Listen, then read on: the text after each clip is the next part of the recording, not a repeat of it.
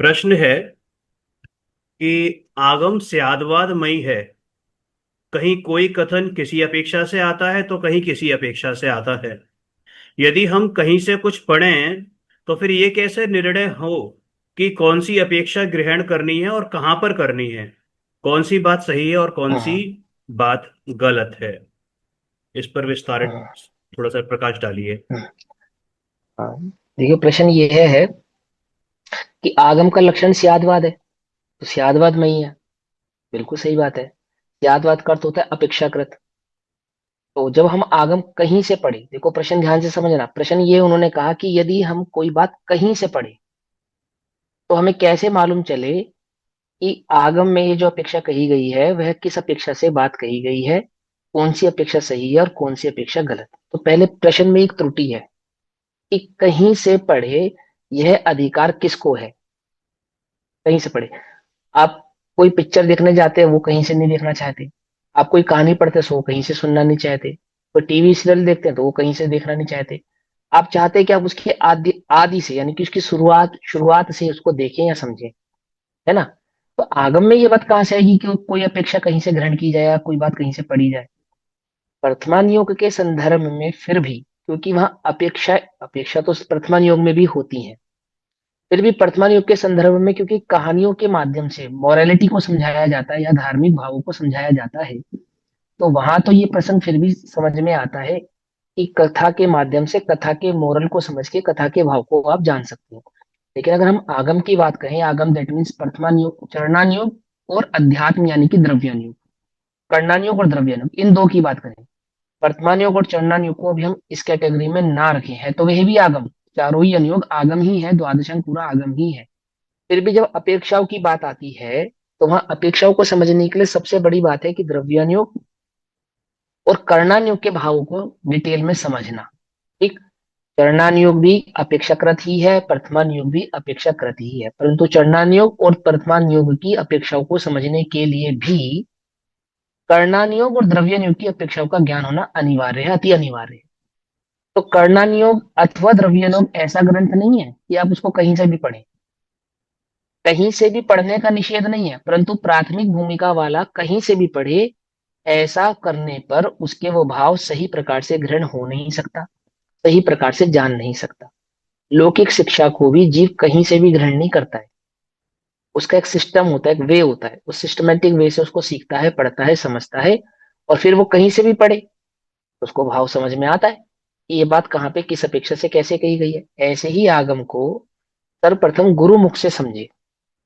यदि उसको आगम पढ़ना है यानी कि स्वाध्याय करना है, तो स्वाध्याय के नियमों को अति पालन करता हुआ, स्वाध्याय के भाव को सही से समझता हुआ ही अगर वह पढ़ता है या समझता है, तो ही इस बात के निर्णय पे पहुंच सकता है कि वो कहीं से भी पढ़ने पर उसकी अपेक्षा को भली प्रकार से जान सके अथवा समझ सके। जिस जीव ने अपेक्षा पहले से पढ़ी है, पहले से समझी है, पहले से सीखी है, ऐसे जीव को तो अपेक्षाओं को, आगम को कहीं से भी पढ़ने पर अपेक्षाओं का में कोई कंफ्यूजन क्रिएट होता नहीं है। वो अपेक्षाओं को भली प्रकार से समझ सकता है ना। लेकिन अपेक्षाओं को समझने का जिसको भाव है, या अपेक्षाओं के ज्ञान को या सियादवाद के भाव को समझने का जिसको उत्सुकता है, या जो जानना चाहता है अति उत्सुक भाव से, उसको है ये विकल्प कि मैं इन अपेक्षाओं को सही प्रकार से ग्रहण करूं, तो स्वाध्याय का एक सिस्टम है जिसमें सबसे पहला सिस्टम है वाचना। लेकिन मैं ये बात कहता हूं कि वाचने से भी पहला सिस्टम है सुनना, क्योंकि धवला आदि ग्रंथों में वाचना कहा है कि पढ़े हुए ग्रंथों को शिष्य को पढ़ाना, उसका नाम वाचना है। क्या कहा? पढ़े हुए ग्रंथों को शिष्य को पढ़ाना, इसका नाम वाचना है। ठीक। तो आप वाचना का अर्थ पढ़ना भी समझ सकते हैं और वाचना का अर्थ पढ़ाना भी समझ सकते हैं, लेकिन बेसिकली सबसे पहले गुरु मुख से, गुरु उपदेश से जिनवाणी के मर्म को, जिनवाणी के कथन को सुनना सर्वप्रथम, क्योंकि वो श्रुत है, सुन के प्राप्त होता है। सुनने के पश्चात वाचना अर्थात स्वयं से ग्रंथों का स्वाध्याय करना। स्वाध्याय किए गए ग्रंथों में जो भाव समझ में नहीं आया है, अथवा जो गूढ़ है, अथवा स्यादवादमयी है, ऐसे उस ग्रंथ के भाव को समझने के लिए पूछना। जो भाव आपकी समझ में नहीं आया है अथवा जो भाव आपने समझा है, तो वह भी गुरु के, श्री गुरु के समक्ष रखना कि जो अर्थ मैंने समझा है क्या वह ऐसा ही है। उसको कहते पूछना, तो उसको कहते प्रश्न।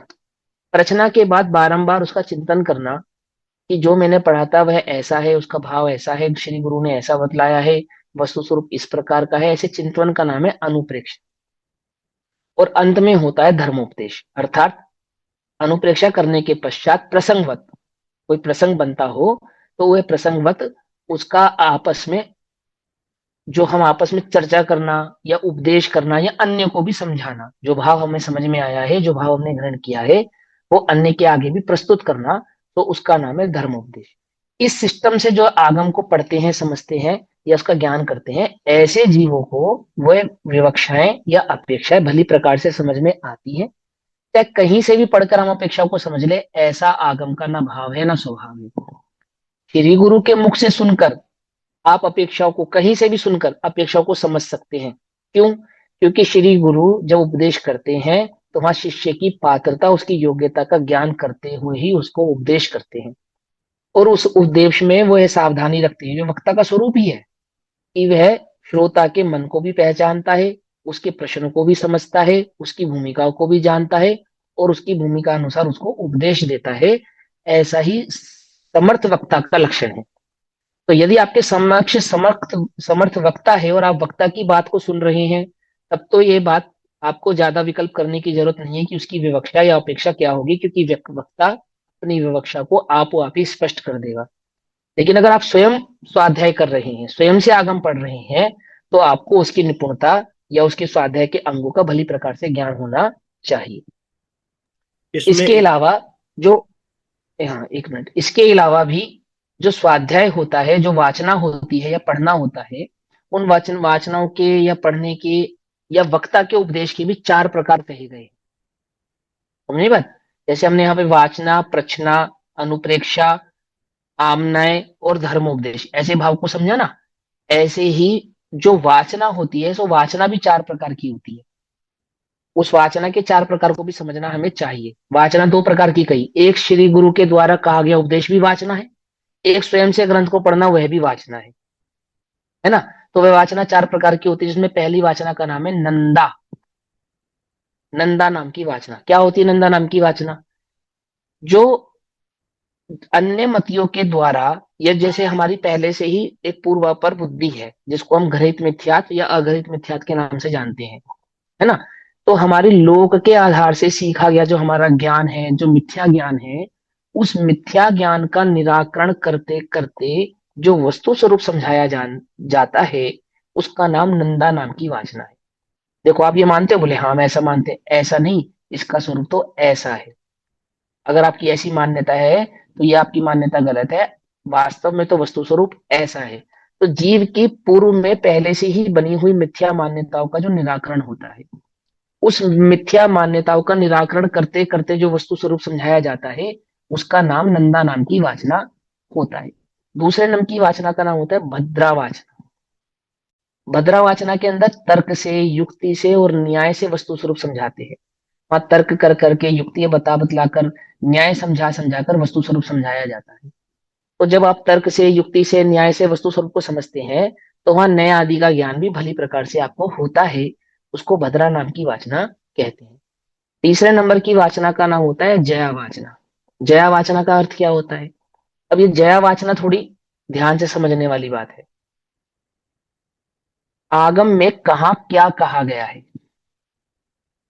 उसकी भली प्रकार से परिपाटी को जानते हुए, समझते हुए जो चर्चा की जाती है, उसको जया नाम की वाचना कहते हैं। अर्थात पूर्वापर में विरोध स्थापित ना हो। जैसे मैं द्रव्य योग की चर्चा कर रहा हूं, तो वहां कर्णन योग में इसका क्या मर्म है उसको भी स्पष्ट करता गया।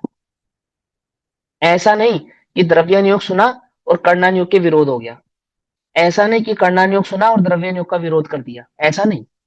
वहां कर्णन योग, द्रव्यान योग, चरणन योग की मैत्री बिठाकर जो चर्चा की जाती है, वह चारों ही अनुयोगों की मैत्री पूर्वक, पूर्वापर भाव पूर्वक, एक दूसरे के सामंजस्य के साथ वस्तु स्वरूप का जो प्रतिपादन किया जाता है, उस प्रतिपादन का नाम है जया नाम की वाचना। जब आप आचार्य अमृतचंद्र देव को पढ़ेंगे, आचार्य कुंदकुंद देव को पढ़ेंगे, तो वहां आप ये पाएंगे कि वे जया वाचना का, जो वहां वाचना की गई अर्थात जो शास्त्र लेखन किया गया है, जैसे समय सार आदि ग्रंथ, तो वहां पे जया वाचना का रूप धारण किया गया है। अर्थात वहां पे कर्णान योग से प्रासंगिक करके अध्यात्म को समझाया गया है।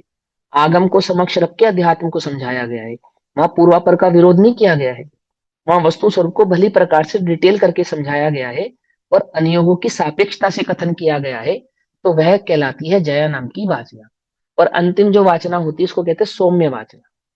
ये सबसे अंतिम वाचना होती है। सौम्य वाचना का अर्थ क्या होता है?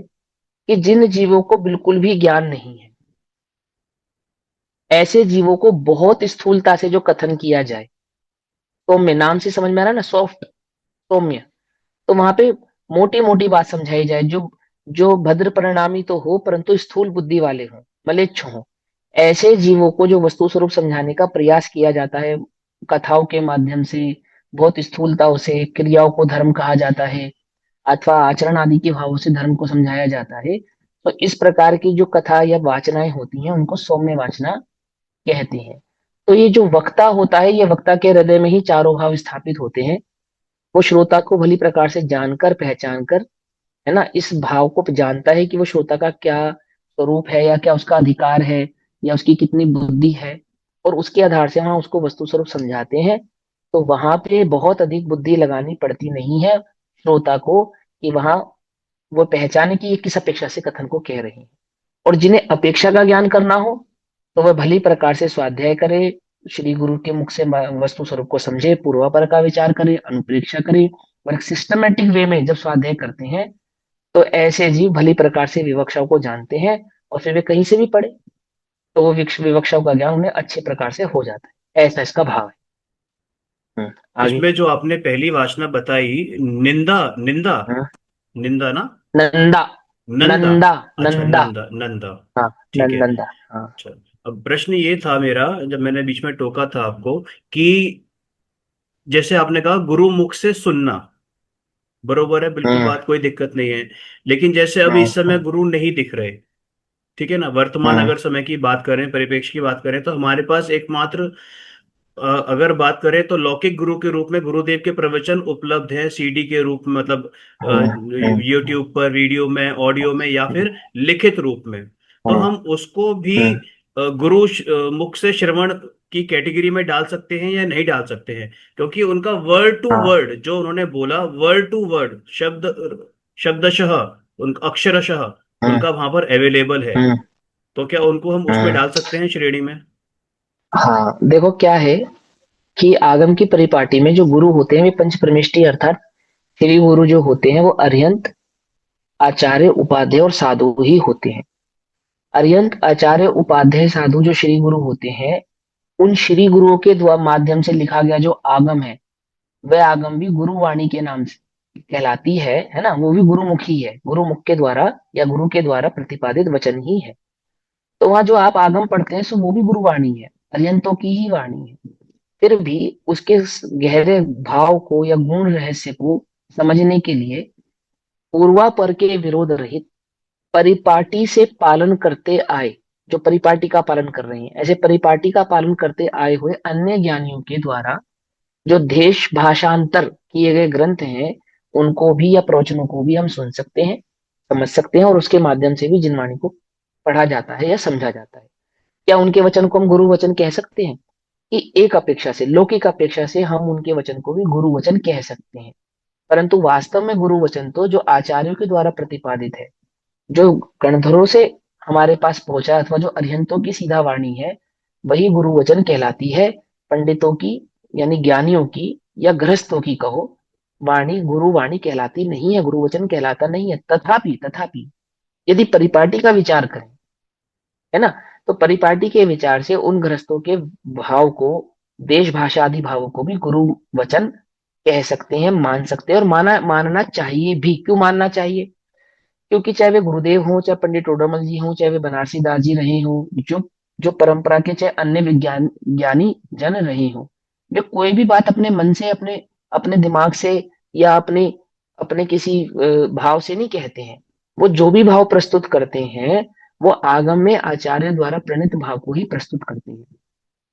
जिन ग्रंथों की परिपाटी पूर्वाचार्यों से मिलती हो, आगम से मेल खाती हो, उन्हीं के भाव को प्रस्तुत करती हो, ऐसे ज्ञानियों के प्रवचन, उपदेश, कैसेट, सीडी या उनके प्रवचनों की पुस्तकें पढ़ी जा सकती है, उनसे आगम को भली प्रकार से समझा जा सकता है।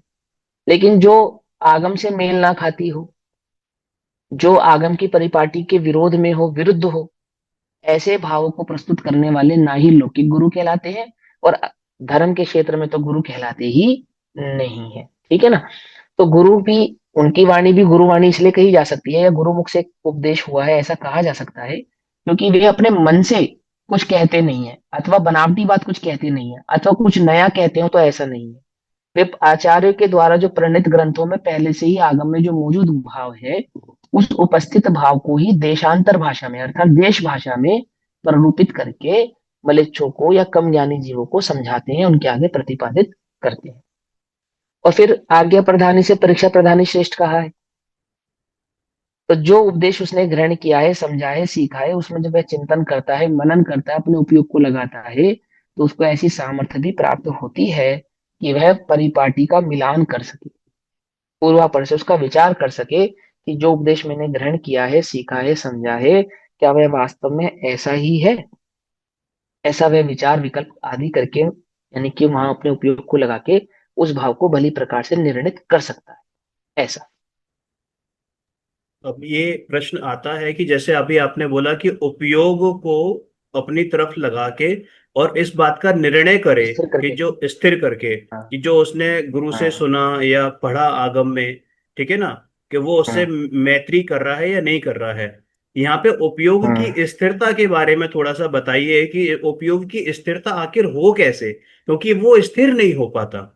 और वो देखो, मतलब उपयोग की स्थिरता के कई भाव होते हैं। एक तो आत्मा में उपयोग को स्थिर करना, एक ध्यान को भी उपयोग स्थिर करना कहते हैं, यानी कि ध्यान करना है ना। और एक जो पूर्वापर में जो परिपाटी का मिलान करके हम भावों को समझते हैं, सीखते हैं, ऐसा अपने विवेक, प्रज्ञा या बुद्धि का इस्तेमाल करना, तो उसको भी स्थिरता कहते हैं, उपयोग की स्थिरता। उपयोग की स्थिरता का, स्वाध्याय के संदर्भ में उपयोग की स्थिरता का अर्थ है प्रज्ञा पूर्वक, बुद्धि पूर्वक, विवेक पूर्वक जिन वचनों को ग्रहण करना, है ना। वहां पे जब मति श्रुत ज्ञान के आप भेद पढ़ते हैं, तो वहां मति श्रुत ज्ञान के भेदों में ईय, अवगय, धारणा आदि भाव आते हैं ना। तो वहां इस प्रकार से जिनवाणी को समझना, सीखना या पढ़ना कि वह भाव आपकी धारणा तक पहुंचे। उससे क्या लाभ होगा कि धारणा तक पहुंचने के कारण जब आप अन्य भावों को पढ़ते हैं, तो वह धारणा में जो ज्ञान होता है वो स्मृति में आता है कि हाँ, आमुक भाव मैंने आमुक ग्रंथ में आमुक आचार्य के माध्यम से भी पढ़ा था, जाना था अथवा सीखा था। भले ही ये शब्द से आपको गाथा याद ना हो सकता है शब्द से आपको टीका भी याद ना रहे, परंतु धारणा में वह भाव तो भली प्रकार से प्रस्तुत होता ही है। और वह, जब इस बात का शंका उत्पन्न हो कि वहां मैंने ऐसा पढ़ा था और यहाँ मैंने ऐसा पढ़ा है, इनमें तो कोई विरोध भाषित होता है, तो वह उनका मिलान करें, अन्य जनों से पूछे। लेकिन ये तभी संभव है ना जब वो बात धारणा में हो, तभी तो वो स्मृति में आएगी। और धारणा में जाने के लिए या स्मृति तक आने के लिए उस वस्तु स्वरूप को या उस जिनवाणी के वचन को प्रज्ञा पूर्वक, रुचि पूर्वक, ध्यान से पढ़ा अथवा सुना जाता है। ये मेरे हित की बात है। ऐसी रुचि से जब आप कोई बात हम पढ़ते हैं, सुनते हैं, बार बार उस पर चिंतन करते हैं, बार बार उसको पढ़ते हैं, बार बार उसका मनन करते हैं, तो वह आपो आप ही धारणा में चली जाती है और स्मृति में भी आती है। तो वहाँ उपयोग को स्थिर करना, स्वाध्याय के काल में उपयोग को स्थिर करने का तात्पर्य सीधा सीधा यही है कि रुचि पूर्वक, प्रज्ञा पूर्वक, बुद्धि पूर्वक, अटेंशन पूर्वक उस भाव को ग्रहण करना। और कब तक समझना? जब तक वह आपको समझ में ना आए तब तक समझना। समझ में आए मतलब कि जब तक वह आपकी धारणा में ना चला जाए, तब तक उसको समझना, उसको पढ़ना, बार बार उसका चिंतन करना। तो वहां वो मिलान करने की सामर्थ्य भी उस जीव में पैदा होती है। मतलब आप ये कह रहे हैं कि जैसे हमने कोई प्रवचन सुना या कुछ पढ़ा, तो उसको जब तक पढ़ो या जब तक सुनो, जब तक कि वो बिल्कुल अंदर फिक्स ना हो जाए, एकदम ऐसा ना हो जाए कि वो, हाँ, वो टंकोत्कीर्ण हो गया कि वो नींद में भी पूछे तो हाँ भाई ये चीज है। क्योंकि जो चीज हमें याद होती टंक। है उसका हम फीलिंग भी आसानी से कर पाते हैं, जो हमें याद ही नहीं है उसको देखो, फील भी नहीं कर पाते। मति श्रुत ज्ञान के संदर्भ में जब आचार्य चर्चा करते हैं तो वो इसीलिए धारणा आदि भावों को समझाते हैं। और यहाँ ये कहने का तात्पर्य कोई ऐसा ग्रहण ना करे कि वहां उसको शब्दशः प्रवचन याद करना है या शब्दशः पुस्तक को याद करना है। उस टोटल प्रवचन का जो भाव है, वहां जो सिद्धांत समझाया जा रहा है, उस टोटल ग्रंथ में या अथवा गाथाओं में या अधिकारों में वो जो भाव प्रस्तुत किया जा रहा है ना, कम से कम वो भाव तो भली प्रकार से ज्ञात होना ही चाहिए। और मैं आपको एक बात बताऊं, यदि रुचि हो, रुचि से कोई चीज पढ़ी जाए, सुनी जाए, तो वो भली प्रकार से धारणा में रहती है। अरे 20 साल पुरानी पिक्चरें भी याद रहती है। 20 साल पहले फलाना टॉकीज में फलाना मित्र के साथ जाके आमुक काउंटर से टिकट खरीद के हमने आमुक हीरो की वो पिक्चर देखी थी, और उस पिक्चर में इस प्रकार के डायलॉग और इस तरह के भाव वहां पे प्रस्तुत किए थे। ये तो याद रहता है जीव को। क्यों रहता है? क्योंकि वो रुचि से देखता है, रुचि से सुनता है, और फिर आकर अपने दोस्तों में चर्चा करता है, डिस्कस करता है कि मैंने आमुक पिक्चर देखी थी, वहां आमुक हीरो ने ऐसा किया, विलन ने ऐसा किया, उसने ये डायलॉग बोला, ऐसा ऐसा बार बार उहा पोह करने के कारण वो पिक्चर उसके डायलॉग याद हो जाते हैं, लोक में हो जाते नहीं जाते हैं।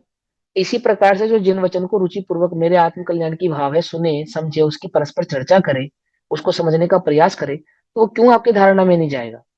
ऐसा कैसे संभव है कि वो आपकी धारणा में ना जाए, आपकी स्मृति में ना आए? ऐसा हो ही नहीं सकता। लौकिक भी कथा हो तो एक बार सुने तो याद हो जाती है। बताओ, हो जाती नहीं हो जाती है? तो छह ऑप्शन तो है इस जीव के पास। जब लौकिक विकथाओं को एक बार में याद करने की, लौकिक विकथाओं के मामले में तो अकलंक है। अकलंक एक बार में पढ़ते थे याद हो जाता था, एक बार सुनते थे तो याद हो जाता था। पर धर्म चर्चा करें तो कहता है कि मैं तो शिव भूति हूँ, मुझे तो कुछ आता ही नहीं है। ऐसा नहीं है ना। तो वहां रुचि से पढ़ा जाए, सुना जाए, समझा जाए, तो वह धारणा में अवश्य ही जाता है, और फिर वहां उसका मिलान करने की सामर्थ्य भी पैदा होती है।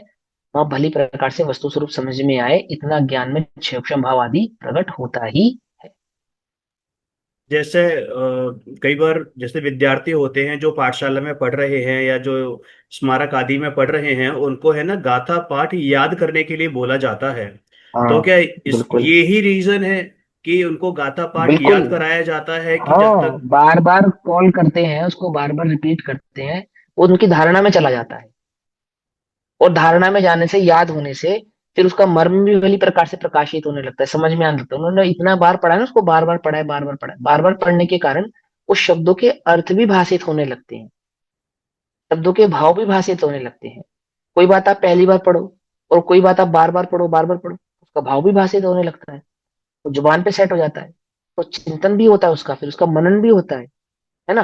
कुछ कुछ लोग ऐसा कहते हैं हमसे कि भैया हम सुनते तो बहुत है, पढ़ते तो बहुत है, लेकिन जब चिंतन करने बैठते तो सब वाइट ऑफ हो जाता है, सब वाइप ऑफ हो जाता है, कुछ समझ में नहीं आता कहाँ क्या गया, क्या चिंतन करें क्या नहीं। क्यों? क्योंकि सुनने के लिए सुना है आपने, रुचि से अपने कल्याण के लिए नहीं सुना है। समझे?